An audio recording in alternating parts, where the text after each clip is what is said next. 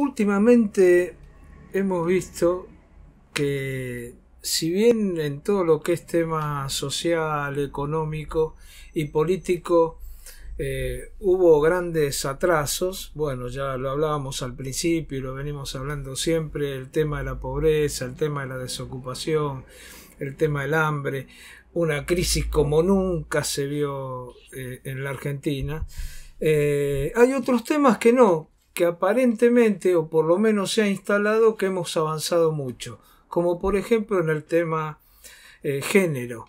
Se han votado diferentes leyes, son leyes en general polémicas, pero vemos que el tema está instalado, el tema género está instalado. Hace poco se votó la ley de equidad y no hace mucho también la ley de despenalización del aborto e interrupción voluntaria.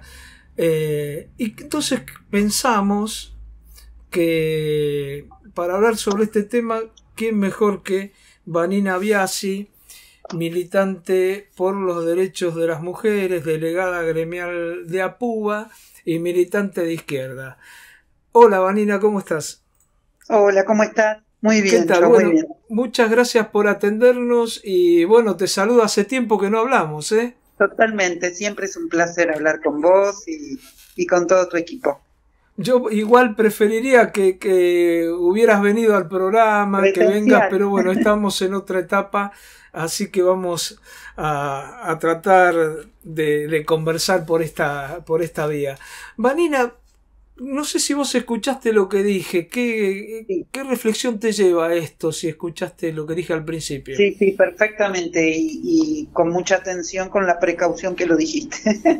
Eh, no, en primer lugar, señalar que como vos decís, estamos en un contexto histórico que es muy excepcional, con una situación, digamos, desde el punto de vista de la catástrofe social que hoy ya estamos viviendo, que es de dimensiones realmente que van a dejar un daño perdurable en la sociedad en la que vivimos. No es gratuito que tengamos el 75% de los chicos del Gran Buenos Aires están bajo la línea de pobreza.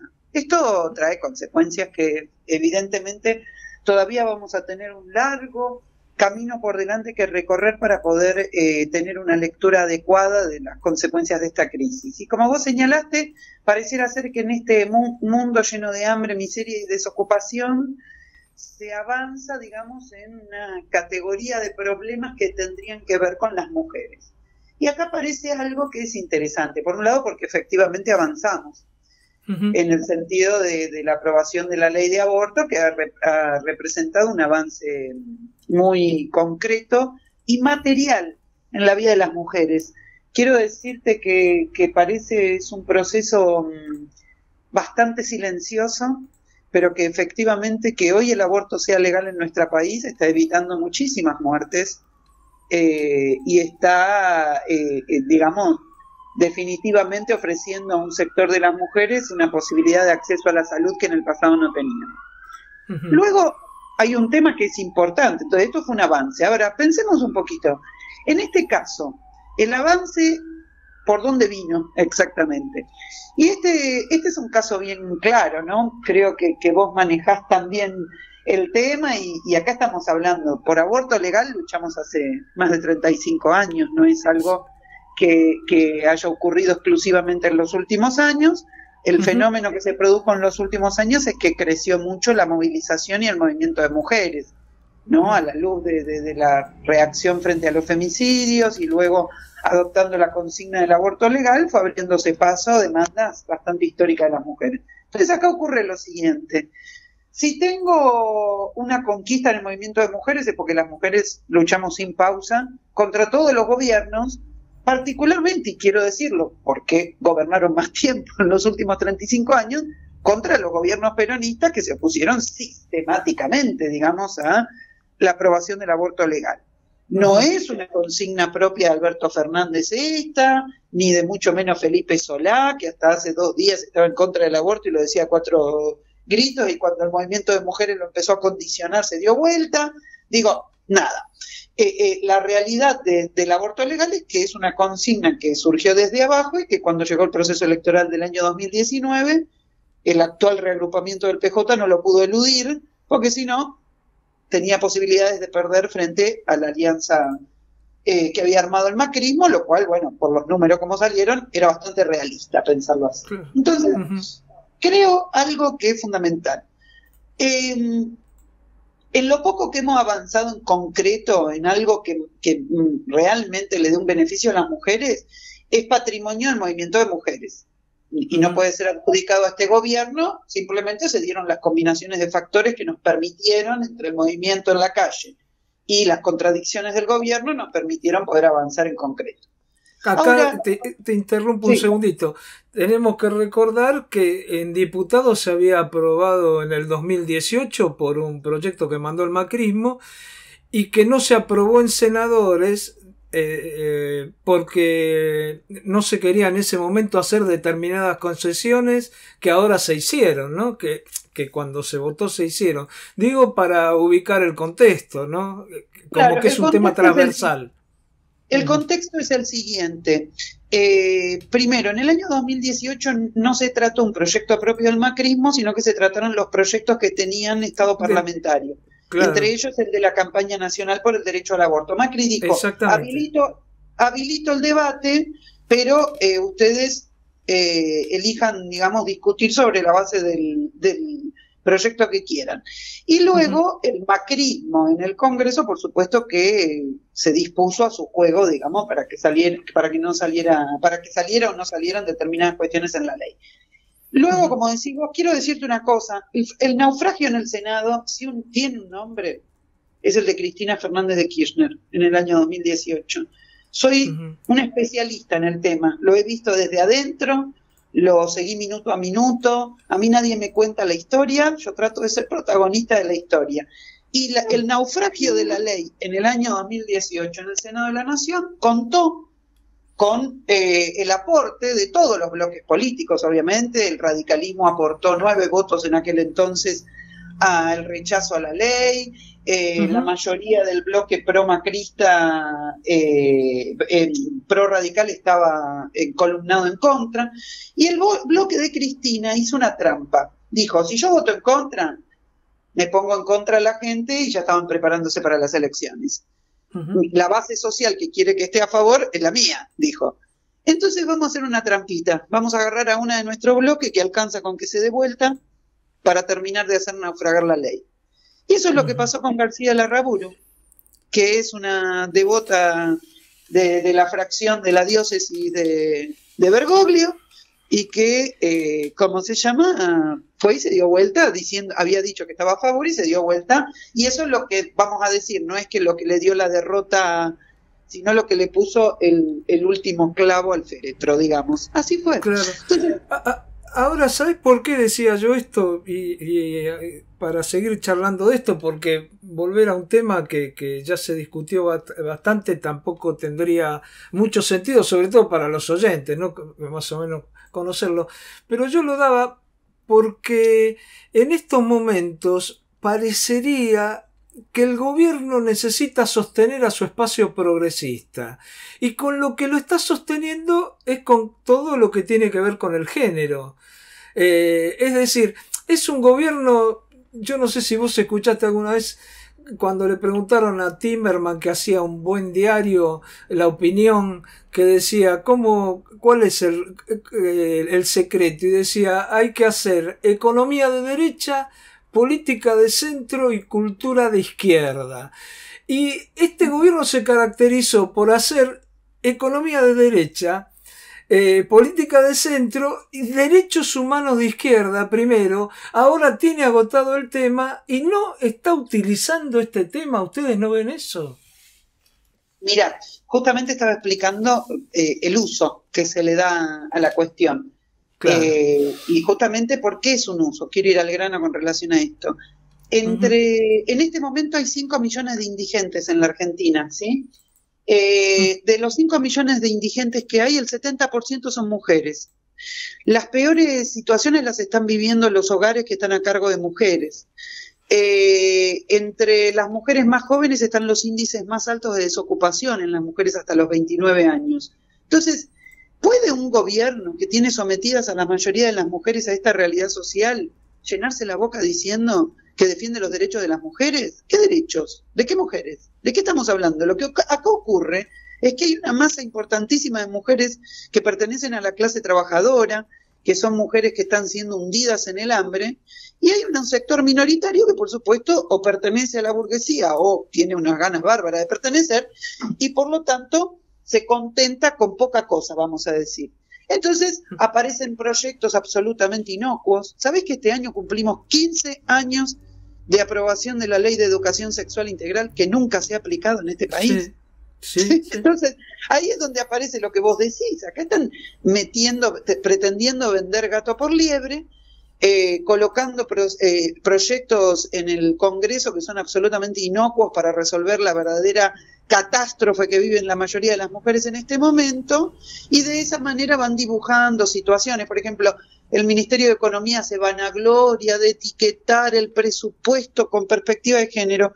Es de locos. ¿Vos sabés que el comienzo, que quienes por primera vez hicieron eso fue el macrismo? ¿Y cuál sería la defensa de las mujeres que ejercía el macrismo por poner etiquetas de género? ¿De qué están hablando? Por otra parte, colocan etiquetas de género en el presupuesto nacional, y vos sabés que las etiquetas de género dentro del Ministerio de Educación no existen prácticamente, y todas las etiquetas de género del presupuesto están colocadas ¿en dónde? En la asistencia. ¿Alguien puede decir a esta altura del partido que un plan asistencial de 12.000 pesos por mes, aparte de ser un mínimo paliativo para combatir el hambre, alguien seriamente puede decir que eso es para combatir la violencia de género? No, nosotras ya recorrimos todo un camino. Planes de 12.000 pesos no resuelven la erradicación de la violencia entre las mujeres, no resuelven su emancipación económica, ni resuelven absolutamente nada. Por el contrario, en muchas ocasiones las ponen como sujetas, digamos, de arbitrios de punteros políticos, que es una barbaridad. Entonces, no, definitivamente están usando el tema para enmascarar, con cosas bonitas dichas por las mujeres, etcétera, para enmascarar que están metiendo un programa de ajuste que otra que economía de derecha, un programa de ajuste que es histórico en términos del ajuste que está viviendo nuestro país, porque es un país que viene de una caída económica brutal bajo la pandemia, y encima ahora se vanagloria de tener equilibrio fiscal. ¿Cómo un país que tiene a 7 de cada 10 niños en la pobreza puede vanagloriarse por tener equilibrio fiscal? Gastame la plata y producí un desequilibrio fiscal para darle de comer a esos chicos. Ahora, con esto que vos planteás, ¿cuál es tu opinión de la equidad? La ley que salió hace unos días sobre el tema de los medios de comunicación. Yo te anticipo que a mí me parece que vincular la pauta a que hables o no hables con lenguaje inclusivo no me parece serio, ¿no? Y eso lo he leído que está en el tema en esta ley. ¿Ustedes qué evalúan de esto? Y el otro tema es el 50% tiene que haber equidad entre mujeres y hombres en los medios públicos, y también en los privados se va con una certificación que se va a hacer, a aquellos que avancen se les va a dar acceso a pauta publicitaria. ¿No te parece discriminatorio por lo positivo, pero discriminatorio esto? No, ocurre lo siguiente, sí. Cuando las discriminaciones son positivas, son discriminaciones positivas. ¿Qué significan eso? Que vos tenés un colectivo que porque fue, digamos, castigado durante mucho tiempo y no puede levantar cabeza por sí mismo, voy a decirlo de forma muy simplificada, vos estableces una serie de derechos que le faciliten la vida para acceder a esos. Pero acá hay que separar un poco la paja del trigo con relación a esta ley. En primer lugar, detesto personalmente te lo aclaro, cualquier intento, digamos, de forzar a la gente a hablar de una manera o de otra. Defiendo el gran impulso que el movimiento de mujeres y particularmente la juventud de este movimiento le dio a algo que por supuesto debe ser pensado y repensado, que tiene que ver con el lenguaje, que es un producto social y que por lo tanto siempre está en movimiento, y está muy bien que los chicos y las chicas hayan digamos, inaugurado nuevas formas de hablar frente a lo que entendían que era la expresión, digamos, de algún tipo de opresión a través del lenguaje.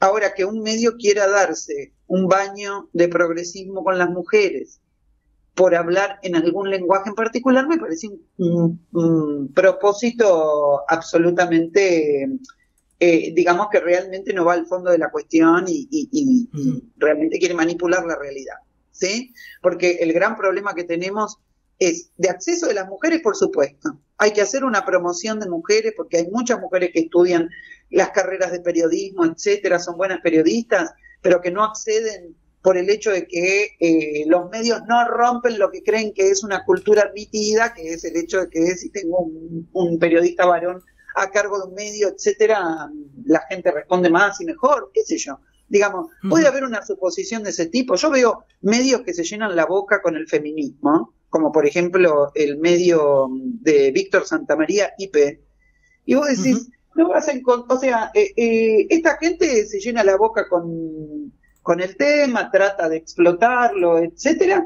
pero luego hacia adentro no cumple con las pautas que dice querer defender hacia afuera, ¿sí? Entonces, me parece a mí que aquí se ha desempolvado una ley, porque quiero recordar que ya tenía acuerdo de comisión hace bastante y no la desempolvaban. ¿Por qué no la sacaban del cajón? Porque estaban esperando una oportunidad para presentar esto como una gran lucha de las mujeres, o como una gran lucha, quiero decir, como una gran respuesta a la lucha de las mujeres, cuando en realidad es una pequeña respuesta, insuficiente, en algunos casos hasta tergiversada de lo que es la lucha de las mujeres, que no tiene nada que ver con obligar a nadie a hablar en un lenguaje en particular.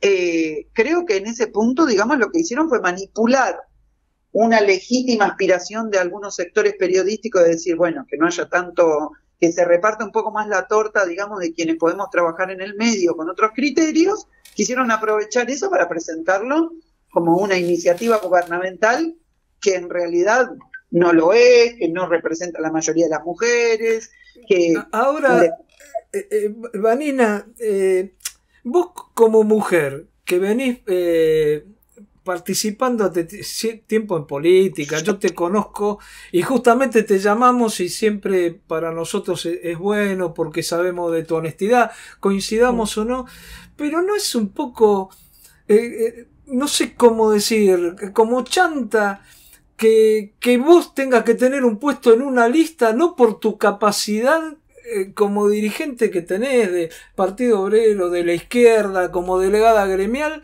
que lo tengas que tener porque es un lugar que es para ocupar. Y que esto, inclusive muchos partidos que tienen menos mujeres, pongan a la mujer, a la hija, a la madre, a la suegra, a la hermana, a la amiga y lo controlen ellos, como pasa con cantidad de dirigentes que ponen así mujeres porque saben que los que van a manejar las cosas son ellos. ¿No te parece que ahí hay algo que no cierra?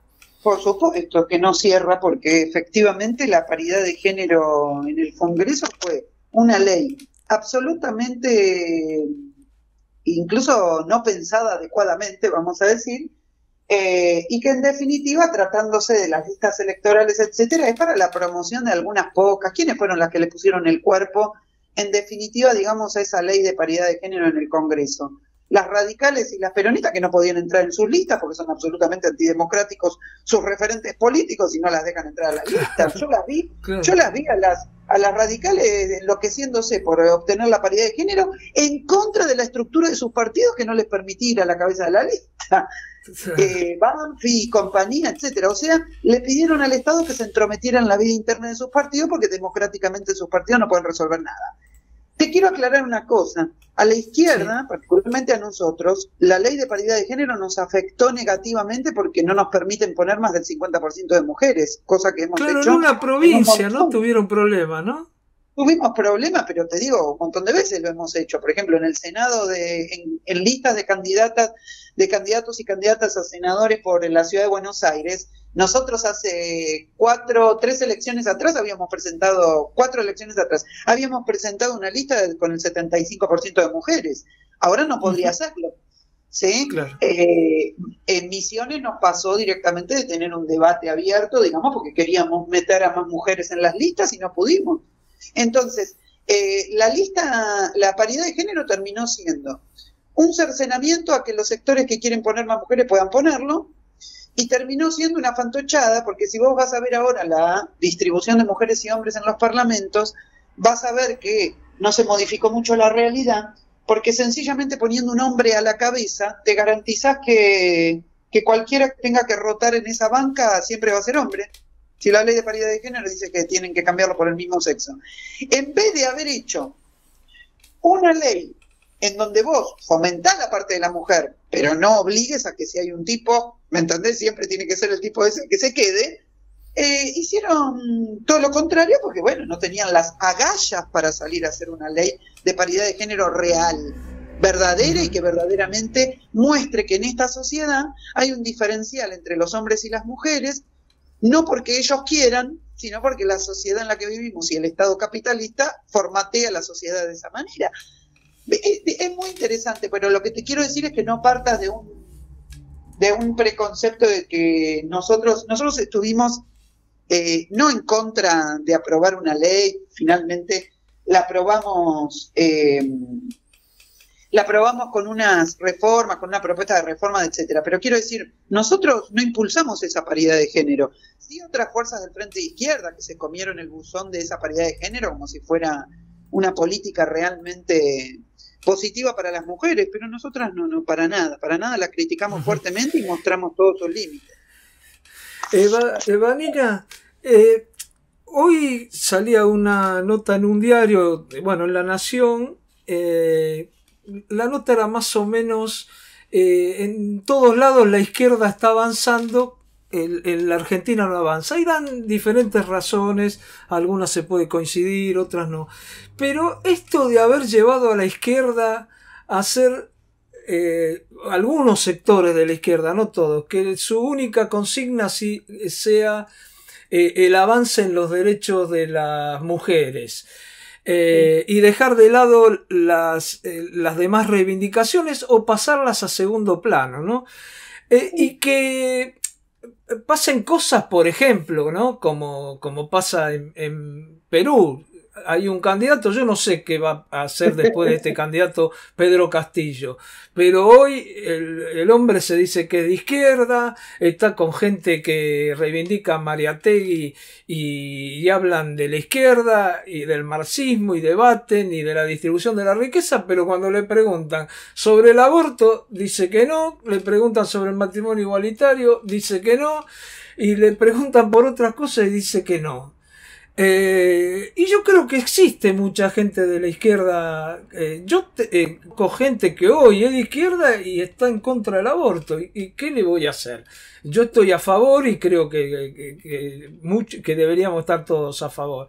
Pero ¿no crees que haberse quedado con esos temas y que eso sea lo principal es lo que hace que esta izquierda no pueda hacer lo que está haciendo la izquierda en muchas partes del mundo? Chile, Perú, Colombia, etcétera, etcétera. Mira, bueno, en primer lugar, no sé a qué fuerza te referís puntualmente con esto de haberse quedado mucho con el tema de mujer. Yo, por ejemplo, te puedo contar sobre mi fuerza política. Nosotras hace 2 semanas atrás hicimos un congreso del Plenario de Trabajadoras, que es la organización de mujeres que hace 20 años conformó el Partido Obrero, impulsó, tuvo la iniciativa de armar hace 20 años, no ahora. Entonces, ¿sabes cuánta gente concurrió a ese congreso? 4.500 mujeres, participaron de 20 comisiones de trabajo. Se inscribieron más de 8.600 y en el cierre estuvieron presentes más de 4.000. Mayoritariamente fue virtual el congreso y en algunos casos hicimos asambleas previas para votar las delegadas al congreso y compañía, que fueron presenciales allí donde la pandemia lo permitía. Nosotras no tenemos, yo personalmente difícilmente puedas encontrar que el plenario de trabajadoras tenga un desvío en donde solamente se queda en temáticas que tienen que ver, te lo voy a decir en términos, temáticas que tengan que ver con lo policlasista, como vos podrías identificar, lo que es la temática del aborto legal, o temática de ese tipo. Más transversal, ¿no? Cosas más transversales. Sí. Claro, nuestra política central, por ejemplo, nosotros el otro día en el Congreso conformamos un sindicato de trabajadoras de casas particulares. Las 4 comisiones de trabajadoras de casas particulares que funcionaron reunieron a 1.700 mujeres, a 1.000 mujeres, perdón, en comisiones y se inscribieron 1.700. Ahora estamos poniendo en pie el sindicato más genuino que ha existido en este país de trabajadoras de casas particulares, hecho por las propias trabajadoras de casas particulares.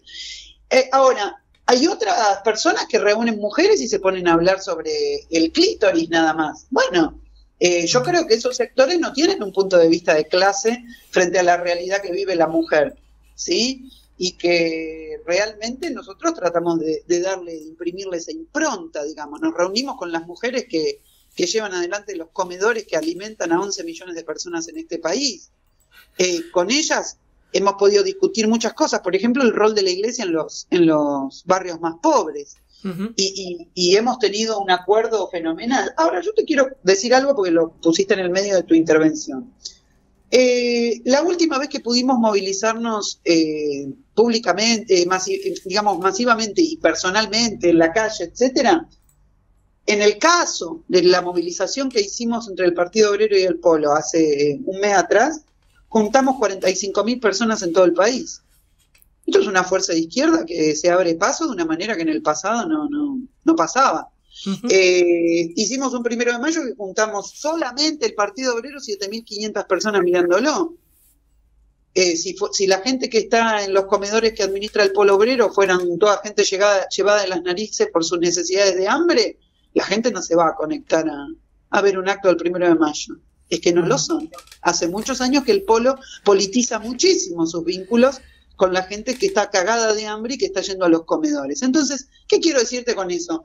Somos lo más parecido a los procesos de rebelión popular que se están dando en otros lugares del mundo. Somos, como decía hoy La Nación, una posición más extrema en términos, y de alguna manera eso le pone un límite a nuestras experiencias electorales. Te lo voy a contestar así. Claro que es así. Y ahora te hago una pregunta. ¿Cuál es la conclusión de los sectores que no han sido tan extremos en términos políticos? ¿Y qué es lo que ha pasado con este mundo? Así estamos, ¿eh? Así estamos, claro. Por lo que sí llegaron a resultados electorales y nos dejaron sus legados de programas y de intervenciones. Entonces, yo creo realmente que la izquierda tiene la oportunidad que vos marcás y que la tenemos sobre la base de construir lo que venimos construyendo desde el Partido Obrero con fuerza en el sentido de los brazos y los pies puestos sobre la tierra, discutiendo con los compañeros que tienen los mayores padecimientos en este mundo y conformando una organización a partir de esa organización desde abajo, ¿no? Vanina, con lo que dijiste y ya terminar porque se nos fue el tiempo. Yo no hablo mucho. Pero ¿podrían ustedes aceptar como dirigentes como este Pedro Castillo? Cortito, si me lo puede decir. Mirá, porque sí, lo podemos aceptar. Sí, te cuento. Sí. De hecho, lo llamamos a votar frente a la situación del balotaje que estaba planteada con Keiko Fujimori.